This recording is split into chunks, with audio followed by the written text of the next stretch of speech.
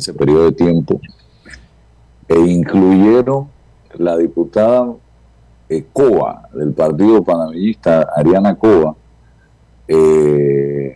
una impugnación presentó de la decisión presidencial, o sea, de la decisión de la presidenta Castañeda sobre el cierre de la discusión del proyecto, que ya había sido cerrado, se supone que se iba a votar, con el propósito de retirar e incluir nuevos cambios que según ella son esenciales para la viabilidad y aplicación de la ley. Esta solicitud la hago, abro comillas, en nombre de todas aquellas personas cotizantes que merecen una tasa de reemplazo del 60% digna. O sea, estamos prácticamente partiendo de cero.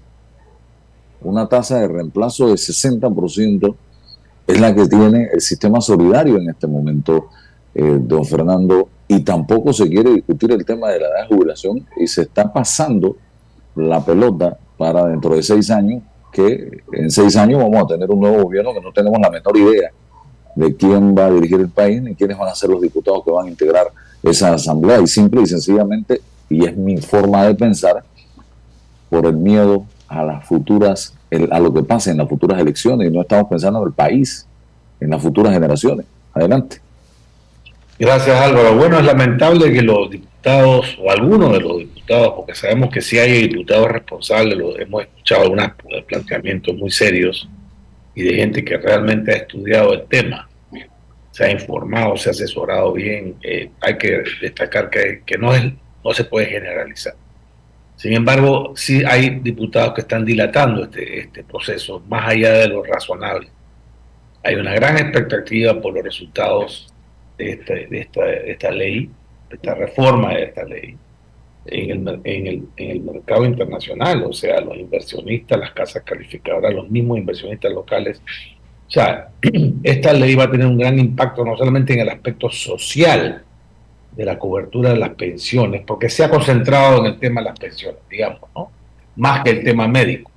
En el tema de la gobernanza, en mi opinión, no ha habido mejoras sustanciales. Sigue la misma directiva, el mismo número de directores. Sí, se ha incluido un lenguaje, alguna narrativa que obliga a tener una mejor gobernanza, pero en mi opinión no ha habido cambios sustanciales.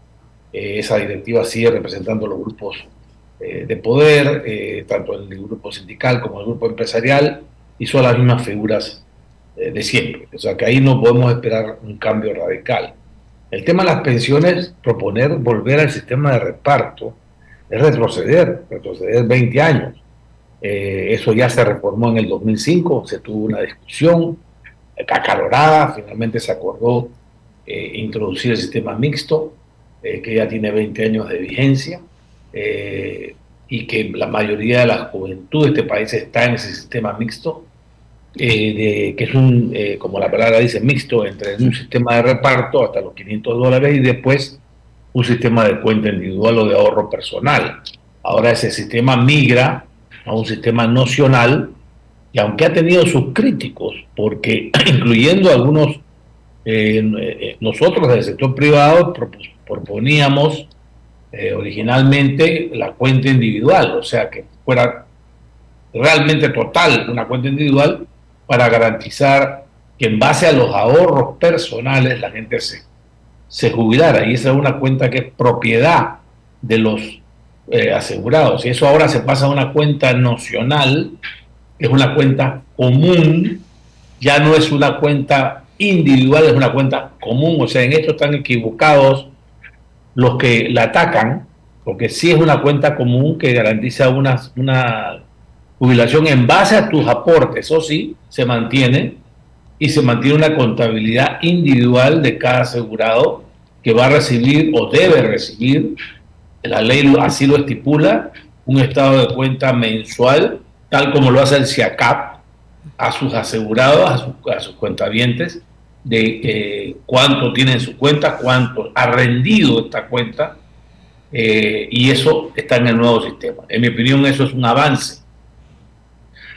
El tema de la edad ha sido quizás más controversial, por el hecho de que impacta a toda la población. Obviamente nadie quiere trabajar más, todo el mundo quiere jubilarse a los 57, a los 62, y la verdad sea dicha que a esa edad todos seguimos trabajando. O sea, yo estaba observando ayer que hablaban todos los directores de las escuelas públicas de diferentes lugares, los estaban entrevistando porque empiezan las clases el lunes. Todos están jubilados, todos están estos señores jubilados, o sea, siguen trabajando, tienen un doble cheque. Bueno, la ley se los permite, las autoridades se lo permiten, aleluya. Pero ¿qué significa esto? Que la población trabaja más, vive más. Alguien por ahí decía, el oyente anterior que habló de que su abuela o su madre tenía 94 años y todavía estaba recibiendo la pensión, había recibido pensión por 37 años, o sea, había recuperado su aporte como 4 veces. Eso no puede continuar y no hay bolsillo que aguante ese hueco que tiene el Seguro Social.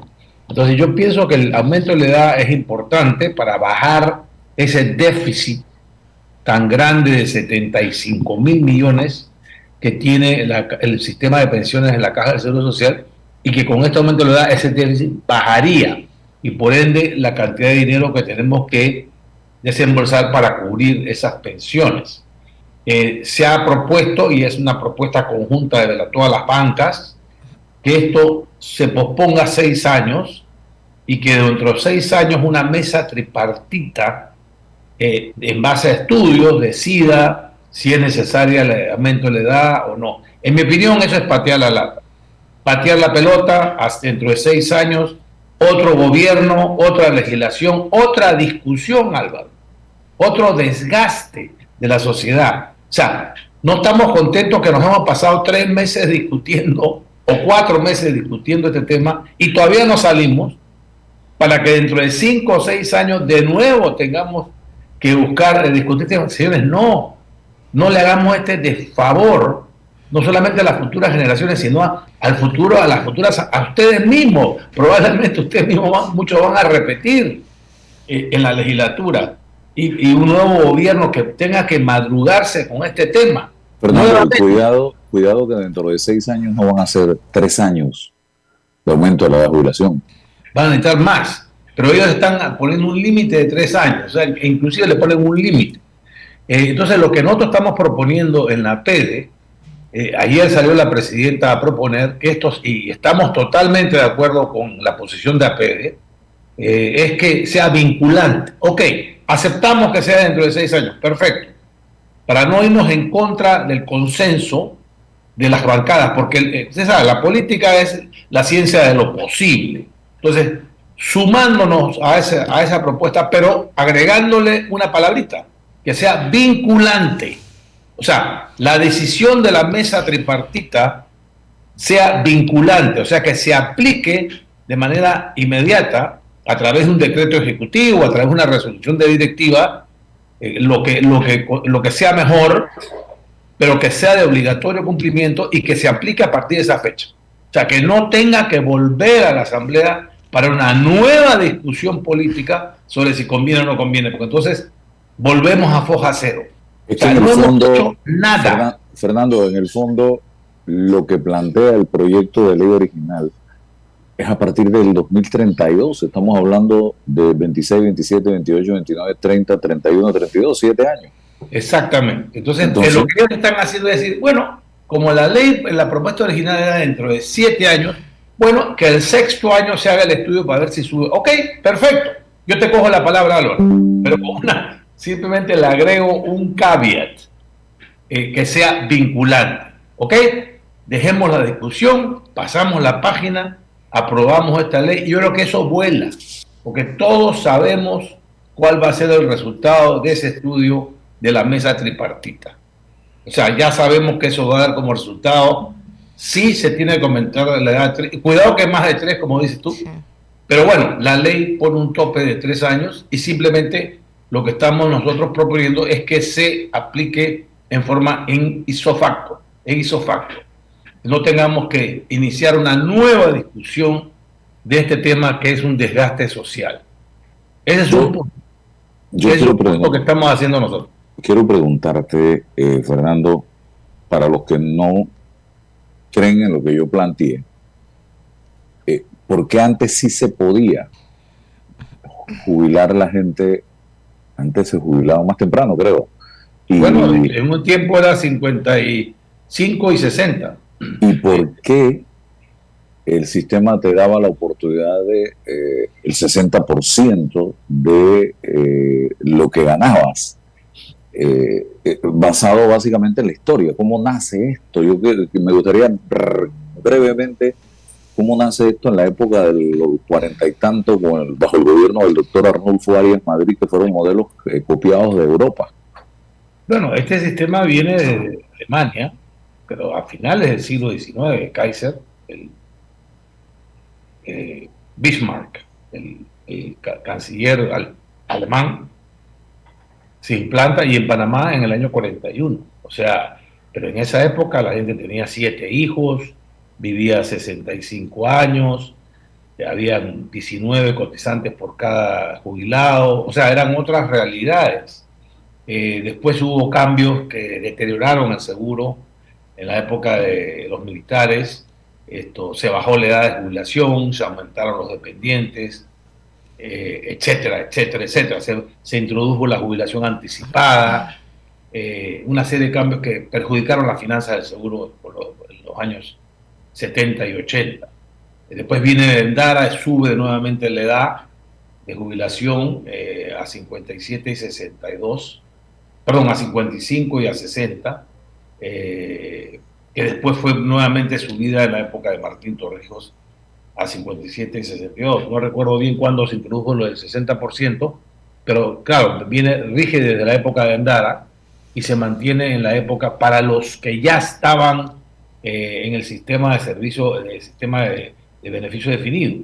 Pero se dice que todos los menores de 35 años en ese momento entran al sistema de mixto, ahí se cambia. O sea, el 60% de los mejores salarios en los últimos 10 años requiere una cotización de por lo menos 20 años para poder obtener el 60% de tus mejores 10 años. Y después va sumando, si tienes más años, va sumando un porcentaje mayor. Pero tiene un tope. El tope de 2.500 es el máximo con el que te puedes jubilar. Por ejemplo, hay gente que, como yo, que cotizaba $5.000 por 15, 20 años y me jubilé con 2.000, porque no tenía las suficientes cuotas y había el tope de 2.500. O sea, era un sistema que no se basaba en lo que tú aportabas. Era una fórmula matemática que beneficiaba a unos y perjudicaba a otros. Y sobre todo el punto principal es que esta no es sostenible. O sea, correcto. Porque lo que tú aportas te sirve para jubilarte 10, 12 años y lo que tú te estás llevando es mucho más que eso. Entonces el sistema, y parte del problema que tiene el sistema, ha tenido, es la mala administración de los fondos de reserva, Álvaro. O sea, el Seguro Social le ha entregado los fondos a la Caja de Ahorros y al Banco Nacional para su administración. O sea, ha invertido en ahorros y en ambas plazos fijos de ambas instituciones, sin desmeditar a estas dos instituciones tan valiosas y tan simbólicas del desarrollo nacional, pero esas instituciones le han pagado muy bajo interés a la Caja del Seguro Social. Ahí tenemos que el rendimiento promedio de los últimos 10 años ha sido 3.9%, cuando hemos visto en otros países rendimientos del 7, del 6, del 5, mínimo.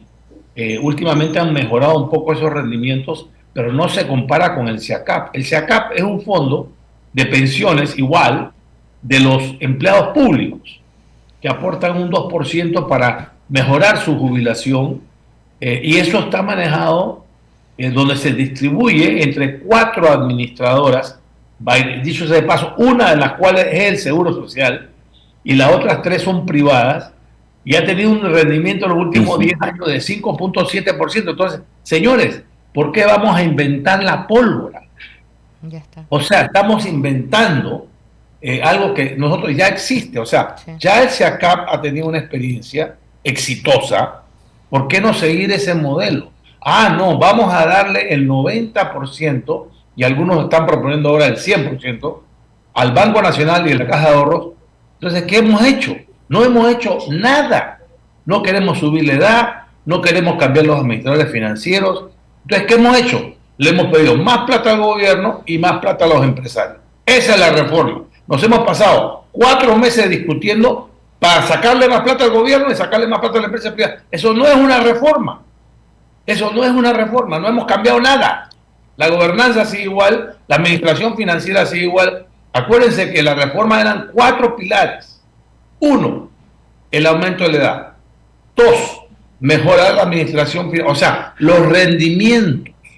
Oiga, Álvaro, si usted hace una corrida de sus ahorros, ahí está el modelo del Seguro Social, y usted le cambia la tasa de rendimiento 1 punto, su jubilación mejora sustancialmente. La jubilación es muy sensitiva, o sea, el nivel, lo que se llama la tasa el porcentaje que usted se lleva de su salario, la tasa de reemplazo que se llama. Sí. Es muy sensible al rendimiento de los fondos de inversión. O sea, 1 punto puede significar 10, 15% más de la tasa de reemplazo en su jubilación. O sea que eso es fundamental que mejore. ¿Y qué estamos haciendo?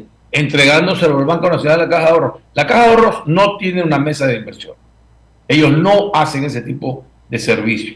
El Banco Nacional sí, pero ya hemos visto que no, sin competencia no. Lo que estamos nosotros proponiendo, ok, dejen al Banco Nacional con un porcentaje, 25, 30 máximo, pero pónganlo a competir para que haya un incentivo a mejorar ese rendimiento. O sea, no lo dejen solo, porque solo va a seguir la misma cosa. Al Banco Nacional no le conviene pagar mayores intereses al Seguro Social, porque son su costo de fondos. Y en base a eso es que ellos prestan y se ganan un dinero. Entonces no hay un conflicto de intereses ahí. Fernando, creo que es importante incorporar a esta conversación que estamos teniendo en la mañana de hoy a Yanín Prado, que es la jefa de la bancada de Vamos. Ah, bueno, ¿dónde está Yanín? Ahí. Aquí está. Yanín, qué gusto saludarte.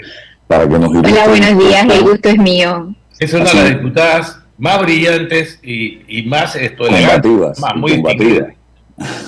Gracias. Nos ilustra un poco de qué pasó ayer, en qué nos encontramos, cuál es el estadio, el escenario en que nos encontramos en este momento. Ok, ayer estábamos citados para reanudar a las 11 de la mañana, lo cual no ocurrió a lo largo del día. Sí se estuvieron hablando sobre algunas propuestas de modificación, pero el punto es que en el cierre, en el día viernes, se dio con la lectura de las presentes propuestas, queda cerrada la discusión. Es decir, según reglamento interno, una vez queda cerrada la discusión, automáticamente se debe proceder a la votación. Entonces, habiéndose cerrado y declarado un receso hasta el día lunes a las 11 de la mañana, lo que debió darse el día de ayer fue eso, abrir y proceder a votar. ¿Qué ocurre? Que por parte, pues principalmente de la bancada oficialista y digamos que de alguna manera con la presencia del director de la Caja del Seguro Social, el señor Dinomón, se habían realizado propuestas de modificación. En principio, según nos explican, pues las propuestas de modificación, que son 40 páginas nuevamente, cuentan con modificaciones de texto, por así decirlo, de fondo. ¿Qué pasa? Que se solicita entonces una apelación, por así decirlo, una impugnación a la decisión de la presidencia tomada el día viernes sobre el cierre de esta discusión para que se reabra y se incorporen las propuestas de modificación. Eso se sometió a votación, Álvaro, y ahora tenemos otra disyuntiva más, porque entonces se declara un receso en medio de la lectura de estas nuevas propuestas, y ahora estamos ante la situación donde si ya impugnaste esa decisión, permitiste incorporar nuevas propuestas, también en el reglamento interno se especifica que las propuestas no pueden ser votadas si no son debatidas. Entonces, vamos a volver a abrir el debate. Se debe volver a someter a votación cómo se debe proceder de la manera correcta y ordenada, y sobre todo sin caer en cometer una ilegalidad, que es lo que aquí se trata de cuidar en todo momento. Entonces, ante esa situación estamos, lamentablemente a mi criterio, el día de hoy, además de con 40 páginas nuevas, de verdad con bastante contenido que hay que analizarlo para entonces proceder a votar, porque ya por ejemplo nosotros los días de carnaval estuvimos trabajando un cuadro comparativo para tener claridad, porque a la final en la tableta de votación de cada diputado va a haber artículos donde tenemos el número del artículo y de repente 4, 5, 6 propuestas de modificación. ¿Qué puede ocurrir en el peor de los escenarios? Que los votos se diluyan, la propuesta o el artículo no alcance los 36 votos para ser aprobado y entonces quedemos con una ley que pasa a tercer debate y a la final pueda tener hasta sin sentido, por así decirlo. Wow. Fernando. Bueno, es una tragedia lo que está sucediendo. Y entonces, una pregunta, Álvaro, si me permite. Sí, todo lo que usted quiera. Entonces, ¿cómo visualizas tú este desempeño? O sea, ¿para cuándo podemos estar realmente votando las propuestas y avanzando? Eso por un lado, y lo otro, no, que la conducción del debate, de la discusión, como que le falta liderazgo para que estas cosas no sucedan, no entiendo. Álvaro, y algo adicional, diputada, disculpe, buenos días. Las propuestas o esas últimas propuestas que se insertaron, ¿por qué a última hora y después de cerrado el debate? ¿Qué ocurrió con la diputada Cova? No entiendo. Tiene 3 preguntas ahí, Yannick. Claro que sí. Mira, a la final, cómo se dirija el debate, yo pienso que debe ser apegado en todo momento al reglamento interno y, como digo, no caer en ninguna ilegalidad. Creo que si ya se dio esa votación para proceder entonces con la incorporación de nuevas propuestas de modificación, se debería, a mi entender, abrir el debate para cumplir con el reglamento y porque es lo propio, porque tenemos propuestas nuevas. Pero, como señala la licenciada Lescano, aquí el punto es por qué, si hemos estado por semanas, recordemos que la metodología fue en 3 bloques, cada bloque se podían presentar propuestas de modificación desde el inicio del primer bloque hasta el último momento, como de hecho ocurrió el día viernes, que fue cuando se presentaron todo este poco de las últimas propuestas. Entonces, ¿por qué realizar estos cambios?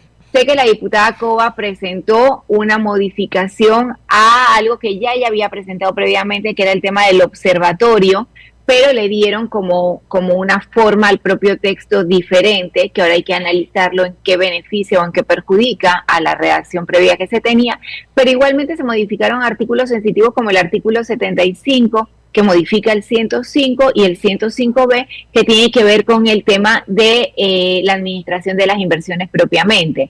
Entonces, creo que no se puede ser irresponsable. Ya nos pasó con el contrato minero que algunos diputados no habían leído. Aquí hay mucho que leer todavía. Y yo diría que lo más conveniente sería cumplir con el reglamento, abrir nuevamente entonces el debate, poder analizar estas propuestas y proceder a votar dependiendo del tiempo. Pues asumo yo que sería el segundo debate el día lunes, martes, probablemente. Bueno. ¿Y se tiene pensado votar por bloques? No, Álvaro, la votación en segundo debate es artículo por artículo. Nosotros en la tableta electrónica de votación vamos a tener desde el artículo 1 en adelante y en cada uno debe aparecer pues las propuestas de modificación de cada artículo y tienes que ir votando uno a uno. Una vez que se dé la aprobación en segundo debate del proyecto de ley 163, entonces al pasar a tercer debate sí sería solamente se aprueba la ley o se rechaza. Una preguntita, licenciado, ¿todavía se pueden introducir modificaciones o ya se cerró nuevamente? Hoy se pueden introducir nuevas modificaciones. En teoría, señor Fernando, sí se deberían poder presentar porque el día de ayer se declaró un receso en mitad de la lectura de las propias propuestas de modificación, así que cualquier diputado hoy tiene el mismo derecho que el día de ayer. Entonces, ¿estas modificaciones cuando se presentan se debaten en ese momento o simplemente pasan al inventario de modificaciones para votar? Esa es la parte que después de lo ocurrido, hoy se tiene que decidir de alguna manera qué va a proceder. Si vamos a cerrar automáticamente y proceder con la votación, sea hoy o que se declare un receso hasta el día lunes. No se ha decidido esto todavía. Exactamente. Eso es un tema que ayer no quedó en dice que hay que debatirlas. Hay un artículo del reglamento interno que señala que ninguna propuesta debe ser votada sin antes ser discutida. Entonces, pero eso lo tendrá que decidir el Pleno, me imagino. Hoy el Pleno decidirá si se debate la propuesta o simplemente se lee. Exacto, entendiendo que el Pleno es soberano y habiéndose llevado a cabo pues la decisión el día de ayer de reabrir nuevamente o de apelar esta decisión del cierre de la discusión, si la estamos volviendo a abrir, ¿por qué entonces no abrir el debate y cumplir con el reglamento interno? Bueno, ¿y cuántas propuestas se presentaron ayer nuevas? ¿Cuántas modificaciones nuevas?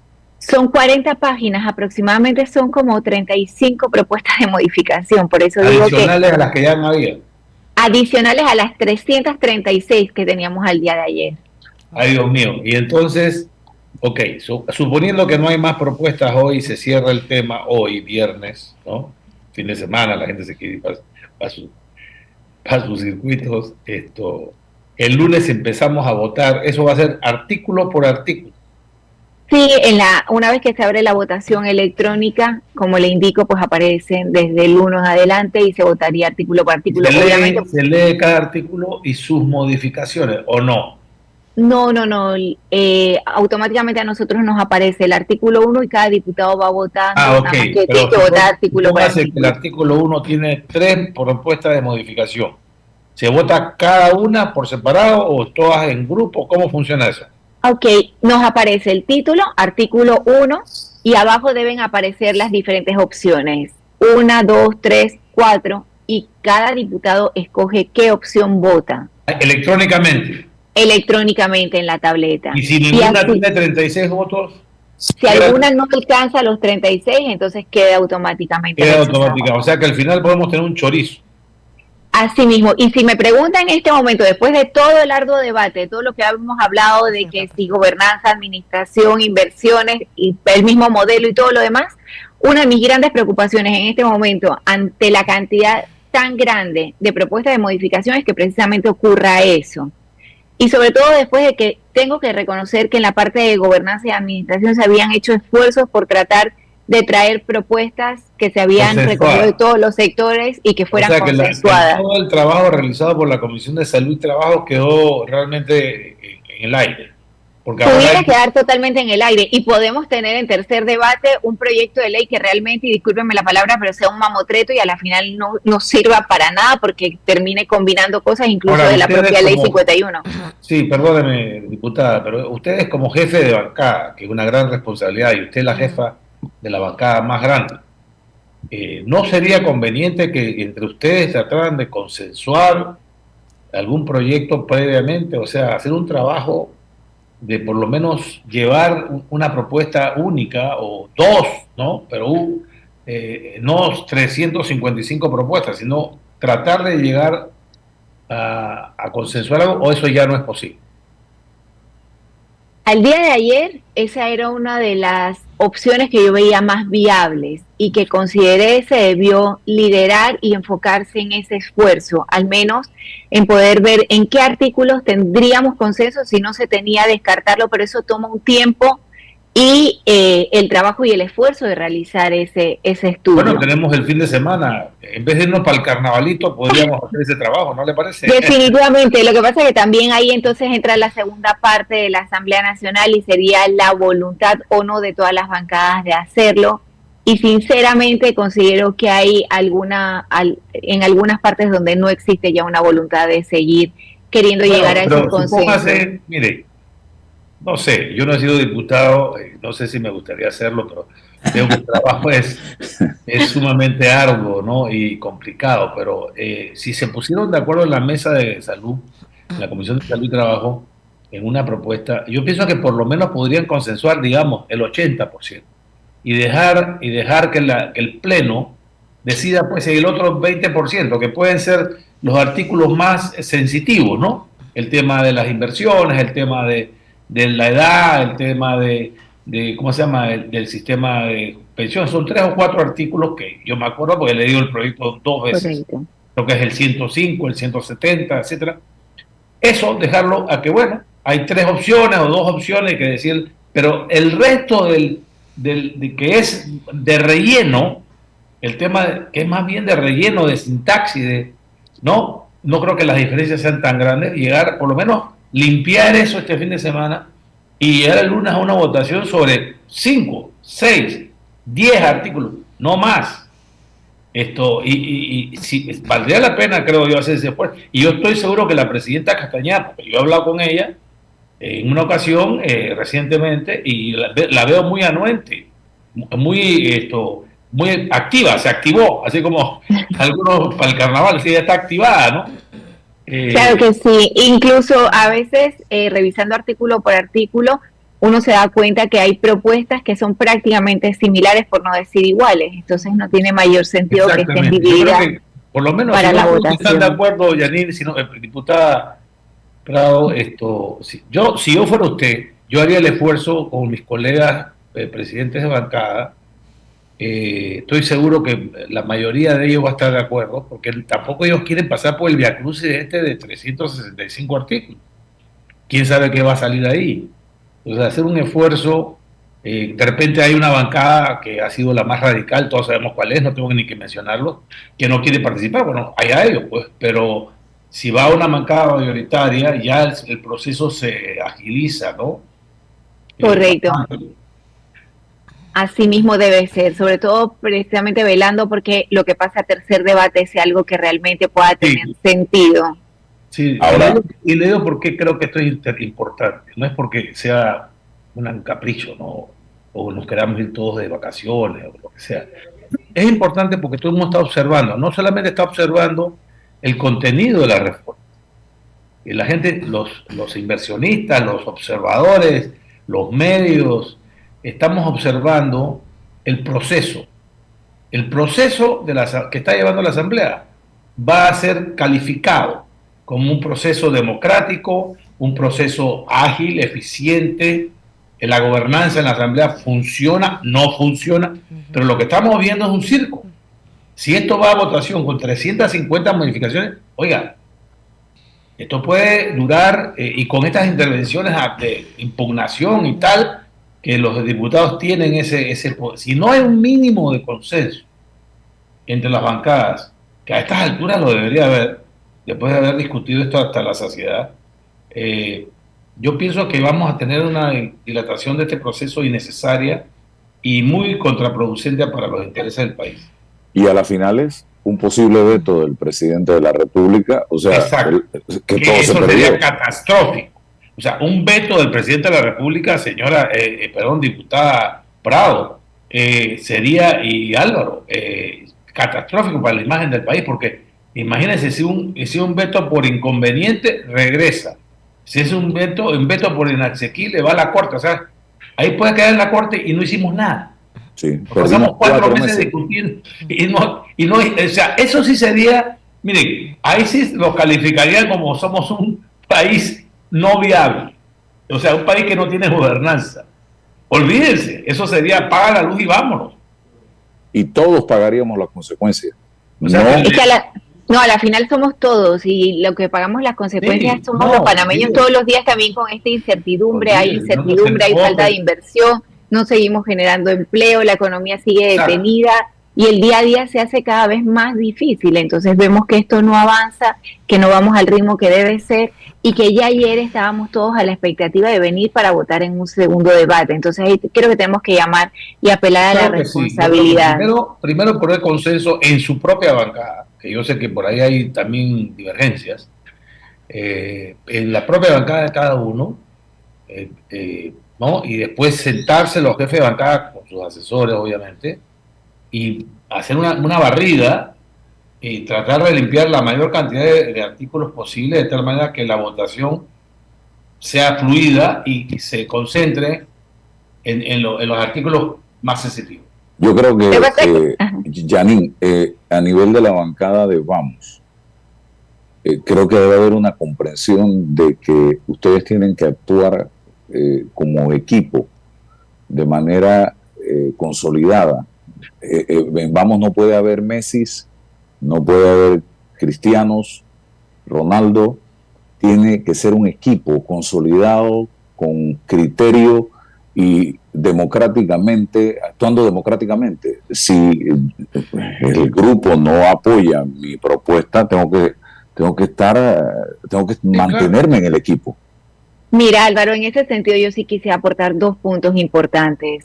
Uno, el principal, que en democracia principalmente una de las características más importantes es la capacidad de tener disenso. En un proyecto de ley tan importante como este, teniendo una bancada que si bien es la más grande, no es la que es mayoritaria o tiene los 36 votos en la Asamblea Nacional, tenemos diputados que han llegado independientes, con ideas o con principios sobre todo y compromisos comunes, pero cada uno con su propio criterio, y ante un proyecto de ley tan importante y tan complejo, yo creo que esa capacidad de discernir en las opiniones o de tener opiniones diferentes es muy respetable y es muy sano para este proceso democrático.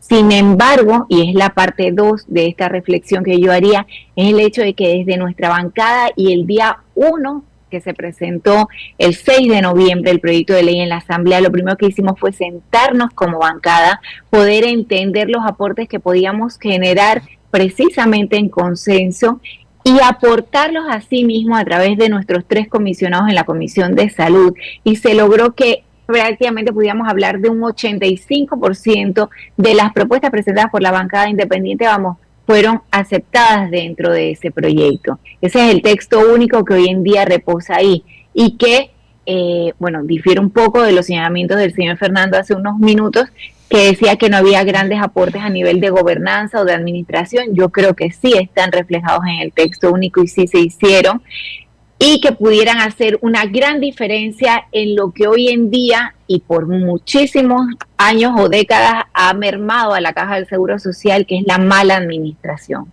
Entonces, señalando eso, yo lo que me preocupa ahorita es el tema de, en la situación en la que estamos, lo que ocurrió ayer en horas prácticamente casi de la noche, el tema de reabrir para presentar nuevas propuestas de modificación y cómo se va a proceder. Sé que después de eso seguiremos siempre y en todo momento, créame que incansablemente, buscando el consenso para lo que sea lo mejor para los panameños y para el futuro de nuestro país, y en eso creo que sí estamos actuando todos de una manera muy responsable desde la bancada. Janine, una pregunta. De reabrirse la discusión para, nuevamente, ¿se le da espacio de participación a los diputados en el segundo debate, nuevamente a todos los que quieran participar, y qué tiempo? Esa es una de las grandes interrogantes, porque entonces también me queda a mí misma como diputada la interrogante de, así como se había aprobado una metodología, pero esa metodología ya quedó aprobada para lo que habíamos discutido previamente. En dado caso que se reabra el debate, entonces lo lógico sería que se establezca una nueva metodología para determinar si se van a discutir estas propuestas, cuánto tiempo cada diputado. Recordemos que por reglamento interno tienes derecho a media hora más una segunda vuelta. Somos 71 diputados. O sea, son un sinnúmero de interrogantes que creo que precisamente el primer consenso que debe haber hoy, o la primera conversación entre la presidenta de la Asamblea, los jefes de bancada y los diputados en general, va a tener que ser ponernos de acuerdo con respecto a este tema para saber cómo proceder el día de hoy viernes. O sea que estamos en este momento en un ambiente de total incertidumbre en cuanto a este tema. Y por otro lado tienen la presión de los grupos sociales, llámese sindicatos, gremios, y por el otro, el presidente de la República, que ha dicho, si no se aprueba bien, que ese bien yo todavía no estoy claro si no me apruebas lo que nosotros mandamos, correcto, o un proyecto de consenso, te lo veto. Entonces ustedes están en este momento caminando por una cuerda a no sé cuántos pies de altura, y abajo hay un río con una cabeza de agua. Y sin entender que además en la Asamblea Nacional hemos puesto como en pausa un montón de proyectos de ley que están pendientes de continuar con su segundo debate y tercer debate, y que también son muy importantes. Hace unos días se presentó por parte del Ejecutivo el proyecto de interés preferencial, que también hay que verlo, y como ese hay un sinnúmero de ellos en materia de educación, salud y demás. Así que yo pienso que lo más saludable es que podamos avanzar de la manera correcta, como digo, además pues apegados a la legalidad, y que pueda salir lo mejor posible en el día de hoy, después de lo ocurrido el día de ayer. Bueno, ojalá que así sea, diputada. Le deseamos mucha suerte, vamos a estar pendientes. Como le dije, lo importante es que las bancadas, yo no sé qué tan fusionadas están las bancadas pero si lograron un consenso, lo que a mí me dice es lo siguiente: si la mesa de trabajo de la Comisión de Trabajo lograron un consenso, bien o mal, se puede hacer lo mismo a nivel de las bancadas.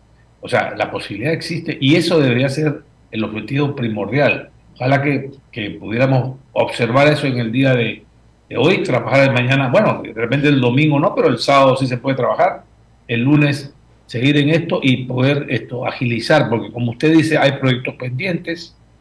Ahí están los representantes del Ejecutivo, del Ministerio de Economía y Finanzas y Seguro Social. O sea, ustedes están ahí constantemente en comunicación con ellos para que tampoco trabajemos por gusto y que el presidente vaya a vetar. O sea, un poco sentir también la voz de ellos en el consenso. Eso, tienen que participar ellos. Somos un solo país pequeño, somos un país pequeñito. No podemos sí, calle arriba y calle abajo, pero hasta un punto, ¿no? Ya pasaron los carnavales, ahora tenemos que resolver. Así mismo es. Igualmente estaremos informando a la ciudadanía en todo momento de lo que ocurra el día de hoy y bueno, quedamos pendientes de mantenerles informados. Y muchísimas gracias. Como no, un placer verla y saludarla. Y un mensaje a aquellos diputados que están jugando a la política y pensando en las elecciones. Este no es momento para eso. Este es un momento para pensar en el país.